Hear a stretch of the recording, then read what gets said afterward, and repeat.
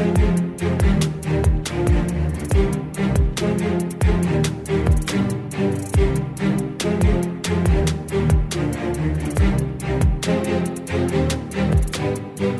back to the Yards After College podcast, powered by KSLSports.com. And I'm excited to have an expert on not only the New Orleans Saints, but also on Taysom Hill down in the Bayou. We've got Reggie Chatman. He covers the New Orleans Saints and the LSU Tigers for WBRZ down in Louisiana.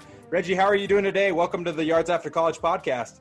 Glad to be on, man. I'm doing really well, all things considered. We're just trying to stay safe and trying to see if Taysom can keep up the momentum this upcoming weekend. Yeah, I mean, I wanted to have you on not only because it's been Taysom Hill's first start, but it's been a while since we last talked. I last spoke with you about Taysom in July of 2019, so it's been almost a year and a half now since we spoke about Taysom, and a lot has really unfolded as far as the Taysom Hill story, the New Orleans Saints, Sean Payton and whatnot. And this whole offseason, and I want to start off with this, Reggie, because this offseason we focused heavily here, just in the Utah media, obviously with his BYU ties, on whether or not he was really the number 2 quarterback behind Jameis Winston, or if Jameis Winston was going to be that guy to come in if Drew Brees, had another injury like he did a season ago. I saw you put up a piece last week, talking about his fantasy value as opposed to, Jameis Winston taking over that Saints offense there. And we didn't end up seeing Jameis on Sunday. We ended up seeing a full game of Taysom Hill, and Sean Payton putting, that retweet out of Roddy White where, he came out and basically said the Falcons were going to mess up Taysom Hill's first start there. But Taysom looked pretty formidable. What did you think of that decision by Sean Payton to really back up what he's said for a number of years now, that Taysom's been that guy, that quarterback for the Saints? They see, a lot of potential in him, and that really this offseason he really was the number 2 quarterback going into the year. See, it's interesting because it felt like a surprising move just because, of course, we saw Jameis Winston come in and back up Drew Brees when he got pulled out of that 49ers game. But if you do think back, like you said, on what Sean Payton has said about Taysom Hill over the past couple of years, he says he's got the ability to be a Steve Young type player where he's got the ability to run the ball and pass it very well. And I mean, when you take all that into account and the creativity of Sean Payton and the type of guy that he is, trying to take risks and keep people off balance and keep his offense in a situation where they can keep defenses off balance, I mean, it probably shouldn't have been as big a surprise as it was. But of course, it took everybody kind of by surprise. And man, Taysom Hill really went in there and kind of did his thing. I have to say that with the way he played, it's interesting seeing going forward if he will continue to be a starter. Right now, for the rest, until Drew Brees gets back, it seems like he will be the guy. But I think if this is really a tryout for him over the next couple of weeks to see if he can be the guy of the future that Sean Payton has continually told us that he is, depending on if Drew Brees, and it's looking likely, if he does retire after this season. I mean, you look at the way that you look at the film and the way that you watched him, nobody really knew what to expect, but if you could guess heading into Sunday, you would think that Taysom Hill would be a guy that'd be quick to run. If you didn't see his first read, he'd take off, and they'd use him a lot to just run the football. But when you actually watch the game, it was interesting how Sean Payton used him in a way that, early in the game, they didn't use him to power the ball as much. Eventually they did, but that was only after Taysom had gotten settled enough where he was forcing himself actually to sit there in the pocket and make throws. I mean, you could see a little bit of a difference. I mean, he was back there. If he didn't see his first or second read, he'd still be able to look to the third read. And then if something wasn't opened up, he would take off for a touchdown like he did on his second one of the game. But most of the time he was able to stay in the pocket and deliver balls and show off the athleticism and the arm strength that he has. I mean, and thankfully for him, he also has the best probably safety blanket in the entire NFL, and Michael Thomas, who was, actually had his best game of the season so far after being injured in week 1 and coming back a couple of weeks ago. So things are looking up for this Saints offense and this Saints team. And, yes, it was only one game, and yes, it was against Atlanta, but you have to feel pretty good about how he played in that game against the Falcons. Well, I know, Reggie, that our audience here in Utah, a lot of BYU fans here, and they love that comparison to Steve Young because Steve Young is obviously a BYU idol, a BYU great, but there's been that comparison with Steve Young throughout, his career at BYU and now into the NFL. But you saw, like you mentioned, he was formidable passing the football, had a high completion percentage, and I felt like there was a lot of criticism going into the start that a lot of national pundits were talking about, Taysom Hill is not going to be able to throw the ball. And I saw Reggie Bush at halftime saying that he gave Hill's first half grade a C. And I was thinking to myself, I mean, what did you expect? Did you want him to throw for 250 yards in the first half, Reggie? And I think that, as things played out, you even saw Reggie Bush come to, Hill's defense at the end of the game where he was like, he played pretty well for his first start, 18 of 23 for 233 yards. And then, like you mentioned, the Saints rushing attack was led by Hill, and then he had those 2 touchdowns. But Michael Thomas was a key factor in that game, and Hill, even before the game, or after the game, I guess, talked about how he wanted to target Michael Thomas. And so you have all of these weapons around him. I kind of wish that they would have used Alvin Kamara a little differently, because I wanted to see a different look from the Saints offense, and I didn't feel like it was a complete reversal of the way that they've played with Drew Brees at quarterback. Do you think that this performance by Taysom Hill in his first start is going to give Sean Payton some more confidence to explore some different things with Hill's talents and abilities in weeks moving forward in this season? Absolutely. I think that with Drew Brees in the offense, naturally it's we're passing the ball a lot, but the way that Taysom played in the game, I mean, like you said, the offense seemed to sputter a little bit. But if you look at it, man, I mean, he started 5 of 9 on the game and actually completed 13 of his final 14 passes against the Falcons on Sunday. And I mean, and just regardless, and you throw for 233 yards, that's a good day.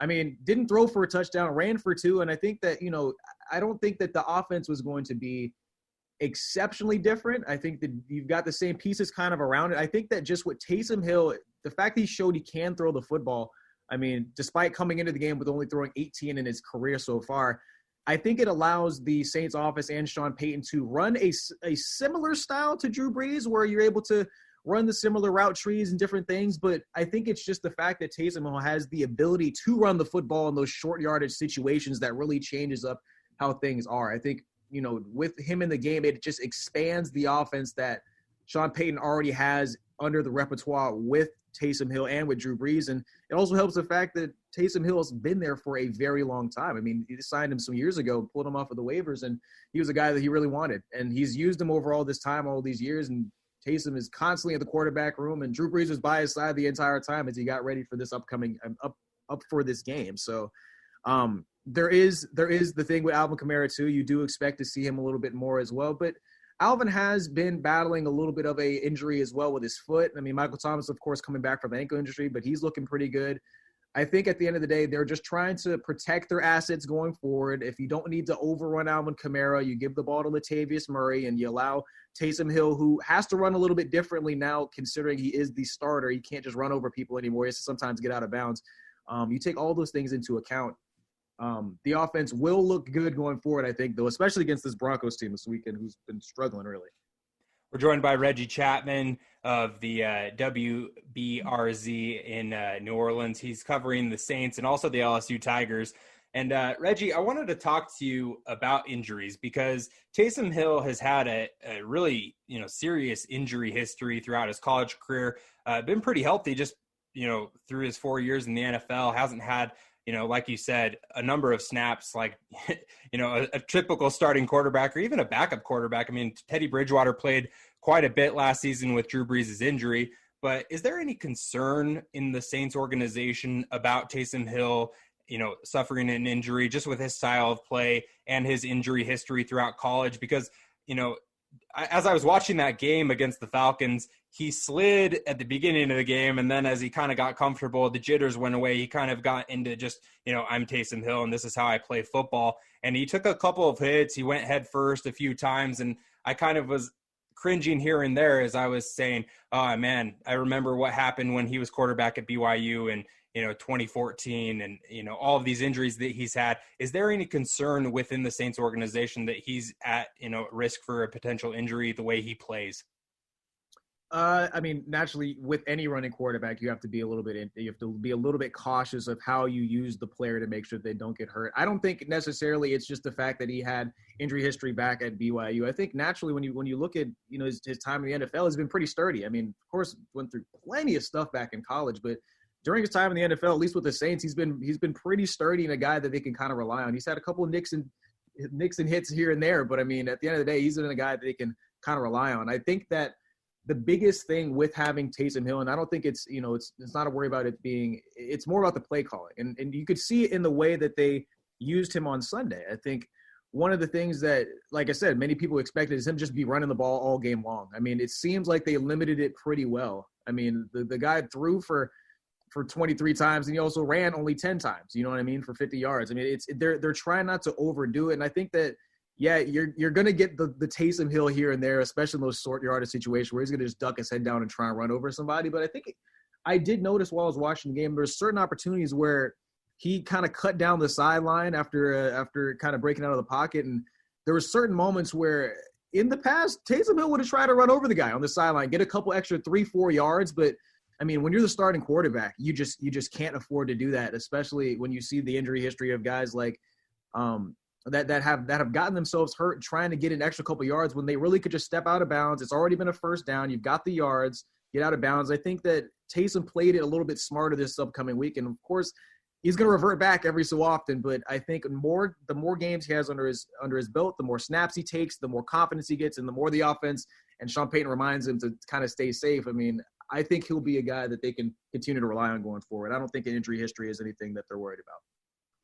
At the beginning of the season, Reggie, I feel like there was a little bit of I saw a fumble early on, and Taysom Hill lost a fumble there beginning weeks of the season, and it seemed like there was a little bit of a lull in like the excitement around Taysom Hill. And I wonder, like, is the excitement back around Taysom Hill as the quarterback? What are you Saints fans? What's the fan base?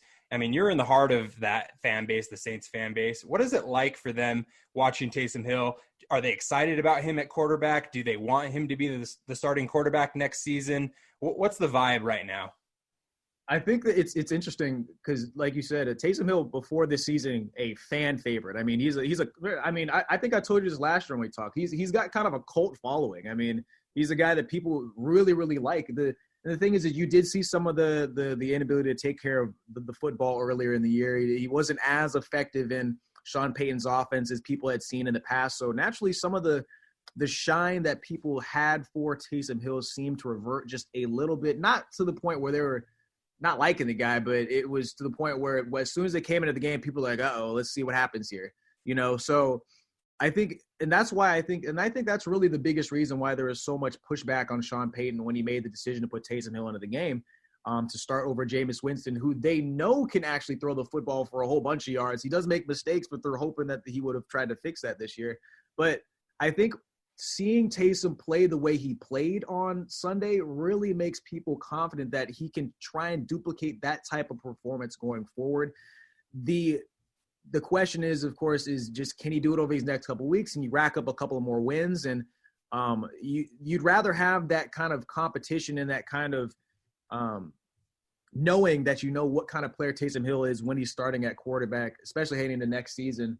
And I think that, you know, this is kind of a tryout for him. And Saints fans, although we're worried about this first start, have to feel pretty good about what he did in that first start. And I think that now it's just kind of watching over the next couple of weeks, seeing if he can be this quarterback of the future. And, you know, if this running quarterback style, which, you know, when it comes into a new system and a new offense, when there's not that much tape on it, does a good job early, if it can be sustainable going forward. A couple last questions before we set you loose today, Reggie. How has Taysom Hill evolved since you've covered him as a member of the Saints media there in New Orleans? What has it been like to cover him, not only as a player, but also as a person throughout his time there? It's been really interesting. I mean, it seems like he's kind of one of the more exciting storylines every single year, regardless. I mean, when he first came in, of course, you were kind of watching him. You try to see what kind of ways that Sean Payton would use him. And then you started seeing just how many different ways you could use him. I mean, between having him at fullback and taking direct snaps, you're having him on the kickoff team, the punt team. I mean, the guy's doing everything. And so just naturally that makes it a lot of fun to be able to cover the guy. I mean, and then it seems like more times than not, we somehow would get him after post-game interviews or like during the week just because he did something that we've never seen before. I mean, there's been multiple games I can count where he went out there and made a play that absolutely switched the tide of how the game went, between whether it was just a big run that kind of got his team energized or even coming in on the punt block team and blocking a punt, which led to a touchdown, which switched how the entire game went and had them win a game. I mean, he's done everything. So, I mean, and you just, man, you can't say anything better about the guy. He's just the nicest guy in the world also, which is why I think that, yes, I cover the team, but when you're just thinking about him as a person, I mean, it really made you smile to see him perform so well, because he's a guy that constantly gives the media his time. He always gives good answers. He's a nice guy. He seems to be a guy that in the locker room they love and really enjoy. And, you root for guys like that. And that's why I was happy to see him shine on that stage and do so well. And I'm so glad that that was the case for him this weekend. So, yeah, he's a great guy to cover, great player, and, he's a cult following favorite out here, not only for the fans but also for the media.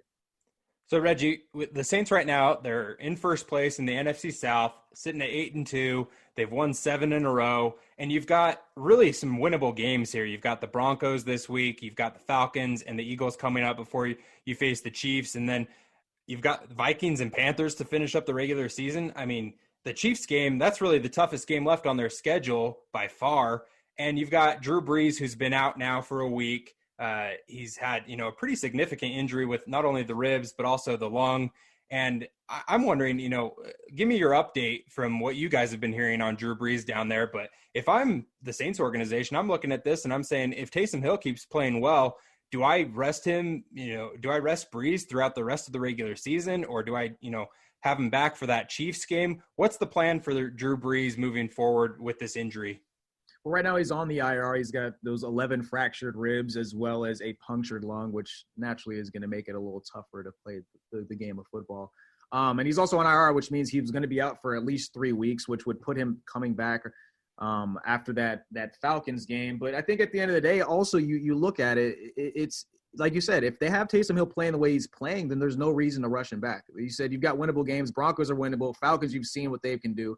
The Eagles have been kind of a mess all year long, and the Vikings and Panthers as well, they're both winnable teams as well. That Chiefs game, it's a game that you want to have, but you really don't have to have. So if I could guess, I would think that they're not going to – if Taysom continues to play well, they'll probably have Drew come back for that Vikings game, which gives Drew at least 1, 2, 3, 4, 5 games of rest to be able to try and get himself to a position where he can play well in the playoffs. And then you give him the Vikings and the Panthers 2 games that can allow him to tune up a little bit, get the juices flowing a little bit more for Brees, and allow him to, be able to, I guess, catch some momentum heading into the playoffs.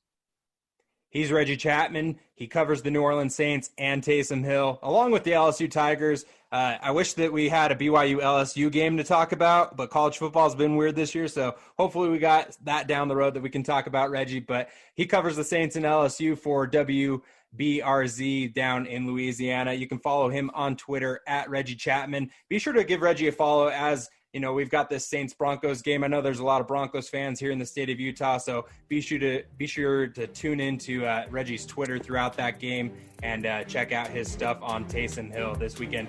Thanks again for joining the podcast, Reggie. Appreciate your time. Absolutely, man. Anytime. Thank